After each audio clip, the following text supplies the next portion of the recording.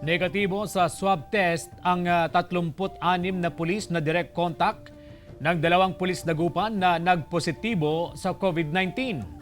Narito ang follow-up report. Kabilang sa mga frontliner ng Dagupan City na nagpositibo sa COVID-19 ang 2 pulis. Nasa pagamutan pa ang 2 frontliners at nananatiling asymptomatic. Negatibo sa COVID-19 test ang 36 na pulis na direct contact ng 2 pasyente. Okay na sila kasi nag-swab sila eh. Yes. Agad-agad silang nakuhanan ng testing. Yung 2 lang ang on hold talaga, sila sa hospital. Nakadistino sa PCP 1 at 3 ang 2 pulis. Una nang sinabi ng Pangasinan PPO na posibleng nakuha nilang virus sa kanilang trabaho.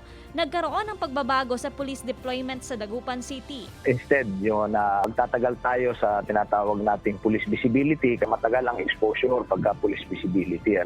So ang gagawin natin ay instead na police visibility na nakatayo yung ating mga pulis ay more on mobile patrolling. Sa loob sila ng sasakyan.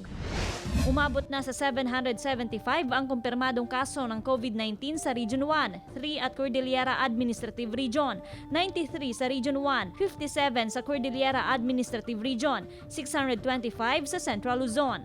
Kasama si Henry Dumincil, Joan Punsoy, Balita Amyanan.